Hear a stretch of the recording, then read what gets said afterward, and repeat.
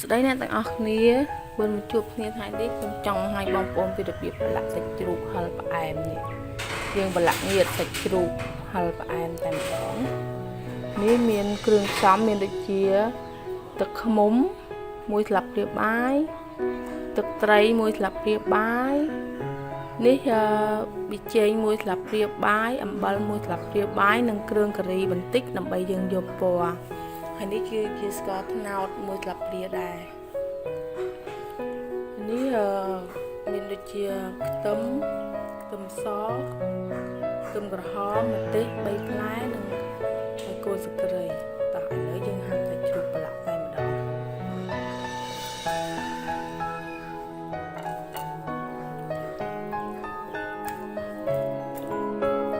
ជ្រូកយើងហាន់មិនឲ្យបានស្ដើងមែនទែនដើម្បីមានសាច់ជ្រូកយើងបានឆ្ងាញ់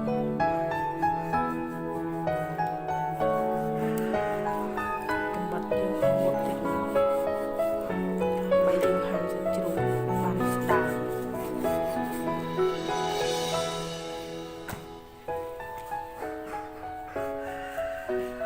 ជ្រូកនេះមានចំនួន1គីឡូ2ខាំបងប្អូនលេខគ្រឿងតាមនឹងណាត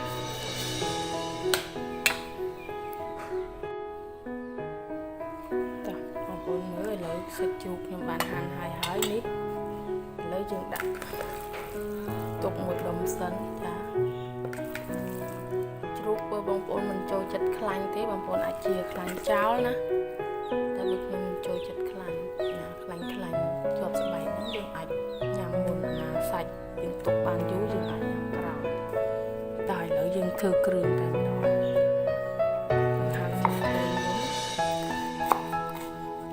អូច្រឡំស្លឹកគ្រៃគល់ស្លឹកគ្រៃចា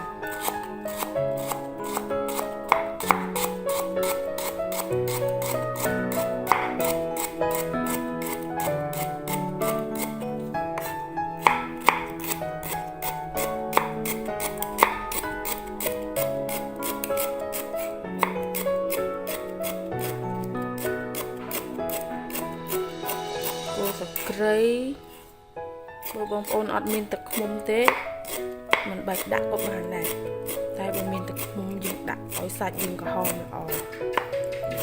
បើបងប្អូនអត់មានស្ករត្នោតយើងអាចផ្លាស់មកដាក់ស្ករសវិញក៏បានខ្ញុំចង់ដាក់ស្ករត្នោតទៅដើម្បីឲ្យវាឈ្ងុយគ្រៃខ្ទឹមក្រហមហាន់ហើយយើងបុកជាមួយគ្នាតែម្ដង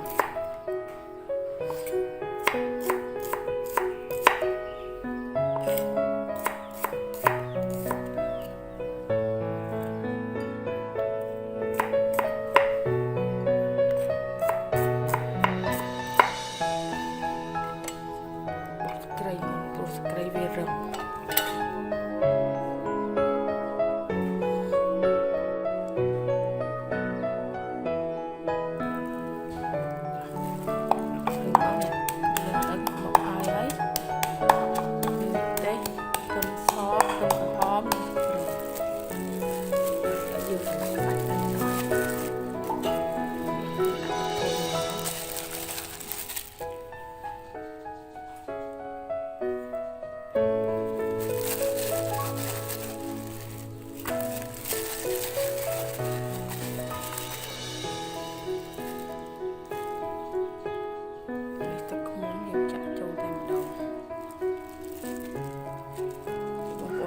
តើស្រង់ដៃពុំទេហល់ហើយយើងច្របាច់ទៅយើងអាចកាហាយដៃនេះទឹកត្រីនេះអំបិលប៊ីចេងស្ករត្នោតនិងម្សៅការីបន្តិចដាក់ចូលតែម្ដងនេះបបរវា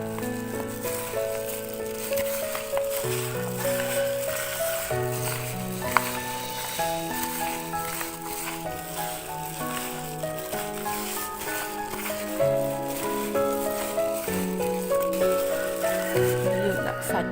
ចូលតែម្ដងយើងបាច់វាម៉ាស្សាវាឲ្យសព្វ ច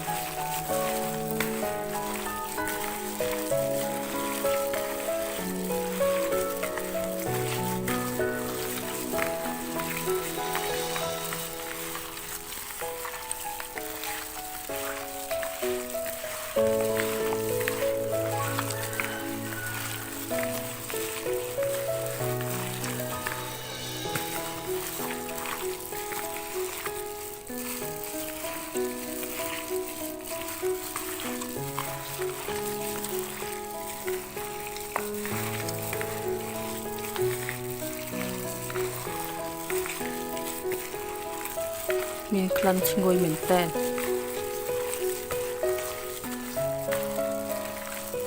ហើយយើងច្បល់សពហើយឥឡូវយើងទុកចំនួន1ម៉ោងដល់1ម៉ោងកន្លះហើយចាំយើងយកទៅហាល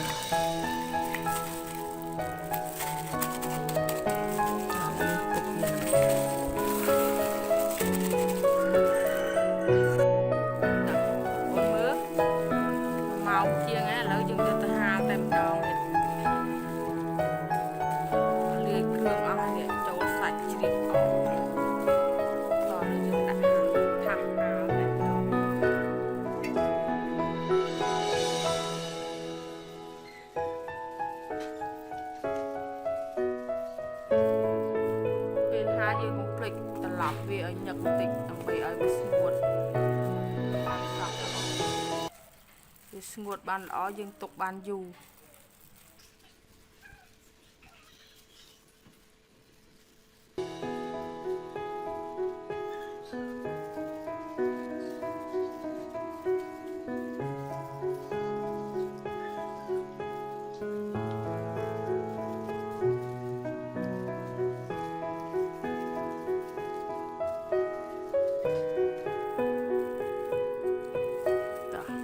ហើយឥឡូវយើងយកទៅហាលតែម្ដងងាកយើងនឹងបានងៀតសាច់ជ្រូកហឹរផ្អែមដល់ឆ្ងាញ់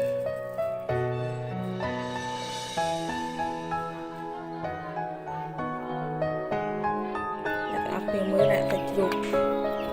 ងៀតយើងដែលខ្ញុំបានប្រឡាក់ហាលមួយថ្ងៃនេះឥឡូវឃើញថាវាអាចនឹងគៀនបានហើយនេះបើបងប្អូនចង់ក្រៀមចឹងហ្នឹងស្អែកយើងអាចហាលមួយថ្ងៃទៀតហើយយើងទុកតែម្ដងទុកបានយូរតែម្ដងហើយនេះទុកតែមួយថ្ងៃទេចារួចរាល់ហើយសាច់ជ្រូកងៀតរបស់យើងចាអរគុណអ្នកទាំងអស់គ្នាដែលបានទស្សនាចាជួបគ្នានៅវីដេអូក្រោយទៀតចាអរគុណបាយបាយ